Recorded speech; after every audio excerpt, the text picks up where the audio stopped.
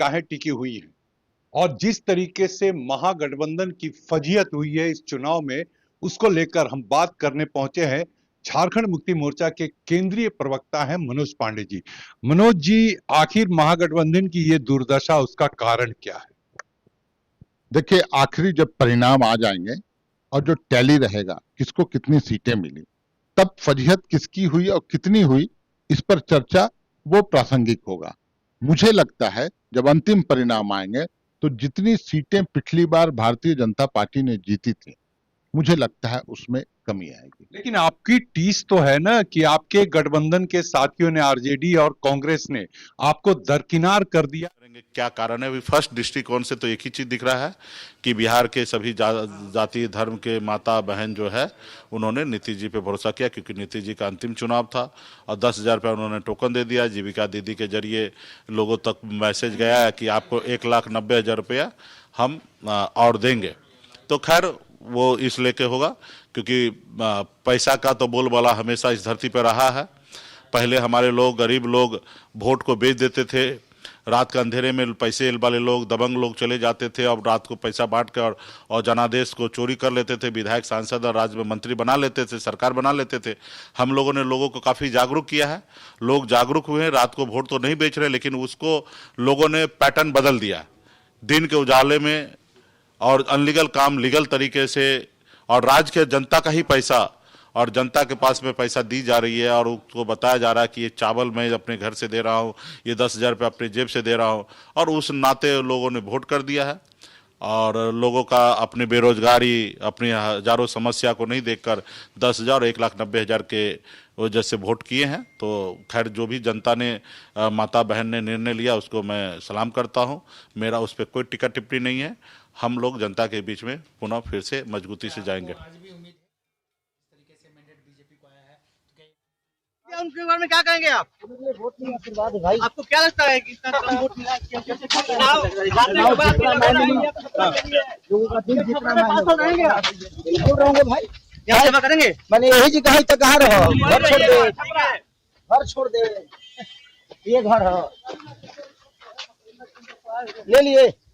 केसारी जी क्या कहेंगे? क्या कहेंगे? कहने केंद्र पर कहने लग खो जाने दो तो कह देते हैं। नहीं मतलब कहने लग उम्मीद क्या है? मेरी क्या है उम्मीद उस पे है, बाकी किसी पे नहीं। हाँ,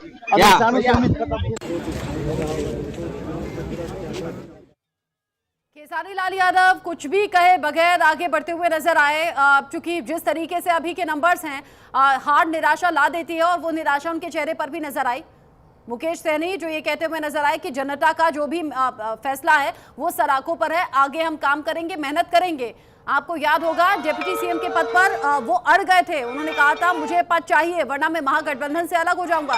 लेकिन आज आप देखिए उनकी पार्टी के आगे एक नंबर भी नजर नहीं आ रहा है। 0-0 पर उनकी पार्टी बनी हुई है, यानी एक सीट पर भी बढ़त वीआईपी की नजर नहीं आ रही है। और यहाँ एनडीए के जो नेता हैं, कार्यकर्ता हैं, बीजेपी, जेडीयू या बाकी पार्टी, शंखनाद हो रहा है, ढोल नगाड़े बज रहे हैं, आतिशबाजी रुक नहीं रही। लड्डू, पेड़े, मिठाई जो कुछ बना था वो एक दूसरे को खिलाकर जीत की बधाई देते हुए कार्यकर्ता, नेता नजर। बिहार की जनता ने विकास पर वोट दिया है। विकास सबसे बड़ा मुद्दा था और बिहार की जनता ने फिर से विकास पर मुहर लगाया है और 5 साल आगे विकास को बढ़ाने का मुहर लगाया। पूरे पटना में मुख्यमंत्री को लेकर के पोस्टर लगाया था, टाइगर अभी जिंदा है, क्या कहेंगे? कौन टाइगर? नीतीश कुमार को लेकर। तो टाइगर नीतीश कुमार है ही। आप रिजल्ट नहीं देख रहे हैं? ये रिजल्ट क्या बता रहा है? रिजल्ट ये बता रहा है कि नीतीश कुमार जी के नेतृत्व में ही एनडीए चुनाव लड़ रहा था और प्रचंड बहुमत नीतीश कुमार जी के नेतृत्व में उनके काम पर जनता ने मोहर लगाया। नीतीश कुमार के काम पर जनता ने मोहर लगाई है, इसीलिए इस तरह से नतीजे सामने आ रहे हैं। मोदी नगर से बीजेपी के राजेश कुमार सिंह जीते हैं, आरजेडी के जया सिंह को 10,774 वोट से हरा दिया है। जब जीत का अंतर बड़ा हो जाता है तो जीत और ज्यादा खुशी देती है, ये किसी भी कैंडिडेट के लिए होता है। और मोदी नगर से अभी बीजेपी के कैंडिडेट कुछ ऐसा ही सोच रहे होंगे, जहां पर आरजेडी कैंडिडेट को 10,000 से ज्यादा मार्जिन से हराया है। अब नंबर जो दिखाई दे रहे हैं रुझानों में वो अब नतीजों में तब्दील हो रहे हैं। एक बार फिर से बिहार में बनने जा रही है एनडीए की सरकार। वीवीआईपी मूवमेंट बढ़ गया है। शाम 5 बजे जश्न की तैयारी है। जैसे मैंने कहा, यहाँ पटना में भी बीजेपी मुख्यालय पर जीत के जश्न की तैयारी हो रही है और यहाँ दिल्ली में भी बीजेपी हेडक्वार्टर पर जहाँ प्रधानमंत्री मोदी पहुंचेंगे और शाम 6 बजे पार्टी कार्यकर्ताओं को संबोधित करेंगे। बैठक भी बड़ी चल रही है। बैठक में डिप्टी सीएम सम्राट चौधरी भी पहुंचे हैं। ललन सिंह भी इस बैठक में मौजूद है। यानी आगे की स्ट्रेटेजी पर अब बात हो रही है। आगे किस तरीके से शपथ ग्रहण होना चाहिए, क्या सरकार की रूपरेखा होनी चाहिए। संजय झा, अशोक चौधरी समेत कई ऐसे नेता हैं जो अब इस मीटिंग में मौजूद हैं। यहाँ जिस तरीके से ये हाई लेवल मीटिंग चल रही है वो भी नतीजों के बीच में। बैठक में बड़े चेहरों का पहुंचना जारी है। जिस तरीके से 92 सीटों पर अभी बीजेपी आगे है, 84 सीटों पर जेडीयू आगे है, बड़ा भाई बनती हुई बीजेपी नजर आ रही है। तो क्या विनोद तावड़े ने जो कुछ देर पहले कहा था सीएम फेस के सवाल पर कि समय के साथ में पता चल जाएगा, तो क्या यहाँ कुछ ऐसा बदलाव भी होने वाला है? क्या नीतीश कुमार की जगह क्या किसी और चेहरे को सीएम के तौर पर यहाँ एनडीए सामने रख सकता है? क्या ये मीटिंग क्या इशारा कर रही है? क्योंकि आज नतीजों का दिन है और आज ही ये बड़ी मीटिंग चल रही है। संजय झा, अशोक चौधरी इस मीटिंग का हिस्सा है। एक अणे मार्ग पर यह मीटिंग चल रही है। बड़ी मीटिंग है और बड़ी मीटिंग में बड़े चेहरों के पहुंचने के भी अभी जो खबरें हैं सामने आ रही हैं।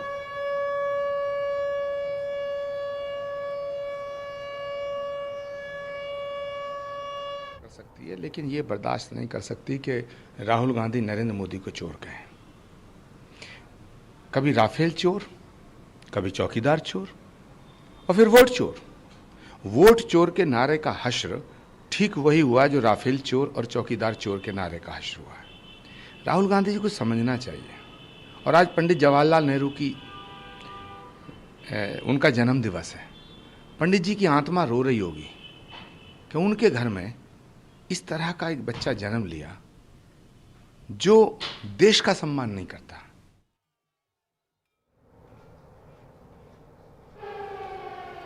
प्रमोद कृष्णम, जो कि कांग्रेस से नाराज होकर उन्होंने अपनी राहें अलग कर ली थी, वो आज ये कह रहे हैं कि जो कुछ है वो नतीजों से साफ हो गया। अब इस बीच नीतीश कुमार के घर पर चल रही है बड़ी बैठक। एक अणे मार्ग पर ये बड़ी मीटिंग हो रही थी। अच्छा, मीटिंग हो गई है खत्म, मतलब जो ये बड़े चेहरे थे ये मीटिंग में पहुंचे हुए थे। नीतीश कुमार के आवास पर मीटिंग चल रही थी। नीतीश कुमार से मिलकर सम्राट चौधरी अब निकल गए हैं उनके घर से। और सम्राट चौधरी के अलावा और कई बड़े चेहरे यहाँ पर थे। ललन सिंह भी मौजूद थे। ललन सिंह से अभी पूछा जा रहा था कि भाई ये जो अभी तस्वीरें सामने आ रही हैं आंकड़ों के तौर पर, इस पर क्या कहेंगे? उन्होंने कहा टाइगर जिंदा है। नीतीश कुमार पर फिर से भरोसा बिहार की जनता ने दिखाया है। लेकिन ये जो मीटिंग चल रही है, क्या ये सीएम फेस को लेकर चल रही है? क्या नतीजों पर कुछ आगे की स्ट्रेटेजी पर बात हो रही है? जैसे ही हमारे साथ संवाददाता जुड़ेंगे इस खबर को लेकर, उसका अपडेट भी दर्शकों तक पहुंचाएंगे, बताएंगे। लेकिन ये जो नंबर्स हैं, 207 पर एनडीए बढ़त बनाए हुए है, 31 पर महागठबंधन और सिर्फ 5 पर जो अन्य हैं वो बढ़त बनाए हुए हैं। अन्य में जनसुराज पार्टी भी आती है, असदुद्दीन ओवैसी की पार्टी भी आती है और तेज प्रताप यादव की पार्टी भी आती है और कुछ और निर्दलीय जो नेता हैं वो चुनाव लड़े हैं। लेकिन यहां बड़ी मात मिली तेज प्रताप यादव को भी। और जिस तरीके से महागठबंधन का हाल हुआ है वो भी बड़ा सोचने वाली बात है। 61 सीटों पर अगर कांग्रेस लड़कर सिर्फ एक पर अभी तक बढ़त बनाए हुए है, वो भी ये मालूम नहीं कि जीतेगी कांग्रेस या फिर नहीं जीतेगी, वो धीरे धीरे साफ हो जाएगा। अभी के आंकड़े कह रहे हैं 3 सीटों पर कांग्रेस आगे है, लेकिन ये बड़ी सोच वाली बात है। क्या तेजस्वी की पार्टी को नुकसान पहुंचाने का काम ही कांग्रेस ने कर दिया, या फिर क्या ये जोड़ी राहुल और तेजस्वी की बिहार को पसंद नहीं आई? ऐसे कई सवाल हैं और इस हार की समीक्षा भी अब पार्टी नेताओं को करनी होगी। बड़ी मीटिंग चल रही थी नीतीश कुमार के घर पर और अब ये मीटिंग ओवर हो गई है, कंप्लीट हो गई है। शाम 5 बजे जश्न की तैयारी भी अब पटना में खास तौर पर चल रही है। नीतीश कुमार से मिलकर सम्राट चौधरी घर से बाहर निकले हैं, यानी जो मीटिंग थी वो अब खत्म हो गई। ललन सिंह मौजूद थे, सम्राट चौधरी मौजूद थे, अशोक चौधरी इस मीटिंग का हिस्सा थे और अब ये मीटिंग खत्म हो गई है। जो चुनावी रिजल्ट्स हैं वो अब धीरे धीरे साफ होते हुए नजर आ रहे हैं।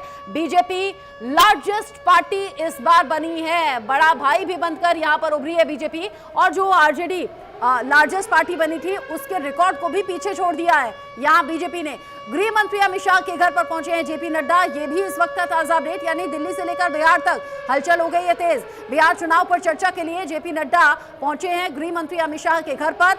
बड़े चेहरे ये वही हैं जो कि बिहार में लगातार चुनाव प्रचार में जुटे रहे। अब जेपी नड्डा अमित शाह के घर पर पहुंचे हैं।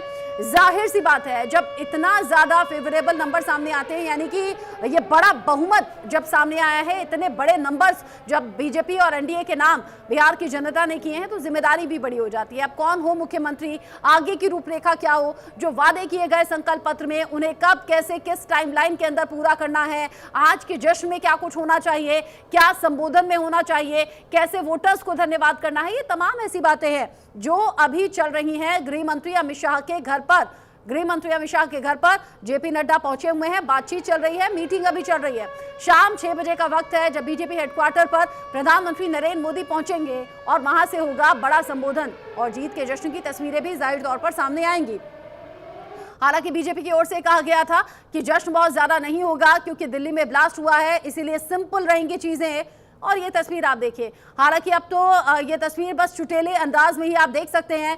एक वो वक्त था जब रस्साकशी चल रही थी कुर्सी को लेकर, यानी कि कुर्सी की जो लड़ाई थी वो नीतीश कुमार और तेजस्वी यादव के बीच में नजर आ रही थी, लेकिन अब तो सीधे तौर पर साफ हो गया है कि यहाँ एनडीए का पलड़ा भारी और काफी भारी। 207 सीटों पर एनडीए आ गया है, जबकि 31 पर सिमट गई है महागठबंधन। बिहार की जनता ने देश का मूड बता दिया है, ये बीजेपी कह रही है, जबकि उधर आरजेडी का ये कहना है कि हार जीत तो होती रहती है। यानी अब वोट चोरी वाला मसला, ईवीएम हैक होने वाला मसला, लोकतंत्र को खतरा वाला मसला, ये साइड हो गया है और आरजेडी कह रही है हार जीत तो लगी रहती है। बेलागंज से जेडीयू की मनोरमा देवी जीत गई हैं, आरजेडी के विश्वनाथ कुमार सिंह को हरा दिया है। यहां जेडीयू के खाते में एक और सीट जाते हुए विश्वनाथ कुमार सिंह 2882 वोटों से हार गए हैं। जेडीयू ने जीत हासिल की है बेलागंज से। जेडीयू की मनोरमा देवी महिला कैंडिडेट जिन्होंने जीत दर्ज की है, आरजेडी के विश्वनाथ कुमार सिंह को हरा दिया है। तो महिला जो है, महिला को जीत मिली और आरजेडी कैंडिडेट को हरा दिया है। जिस तरीके से महिला को सपोर्ट किया और जिस तरीके से महिलाओं ने बढ़ चढ़कर वोट डाला, उसके बाद ये साफ हो गया है कि महिलाओं ने बिहार का फैसला कर दिया है। काटी से जेडीयू के अजीत कुमार भी चुनाव जीत गए हैं, आरजेडी के मोहम्मद इकबाल मंसूरी को हरा दिया है। अब नतीजे धीरे धीरे करके सामने आ रहे हैं। अजीत कुमार की 25,000 से ज्यादा वोटों से ये जीत है जो कि सामने आई है। बड़ी खबर, बड़ा अपडेट, कांटी से जेडीयू के अजीत कुमार चुनाव जीत गए हैं। जेडीयू ने यहां पर जीत दर्ज की है, आरजेडी के मोहम्मद इकबाल मंसूरी को हरा दिया है। जिस तरीके से आरजेडी को एक के बाद एक झटका लग रहा है, ये सोचने वाली बात है। इस हार की समीक्षा करनी होगी, हार पर मंथन करना होगा। बड़े बड़े दावे थे कि हमने युवाओं के मन को टटोला है, महिलाओं की सुरक्षा सुनिश्चित करेंगे, नौकरी हम देंगे और बिहार के दर्द को समझने का दावा किया था। लेकिन जो अभी बिहार की जनता ने फैसला किया है, बिहार का फैसला अब सामने आ चुका है और बिहार का फैसला ये बता रहा है कि एक बार फिर से यहाँ पर बन रही है एनडीए की सरकार। एंटी इनकम्बेंसी कतई काम नहीं आई, एक बार फिर से भरोसा किया है एनडीए पर बिहार की जनता ने। जीत के जश्न की तस्वीरें सामने आ रही हैं। जगह जगह जो लोग हैं वो सड़कों पर आ गए हैं, खासतौर से एनडीए के समर्थक भी हैं, एनडीए के कार्यकर्ता भी हैं। जीत के जश्न की तस्वीरें भी आप तक पहुंचाएंगे, एक एक अपडेट, एक एक सीट का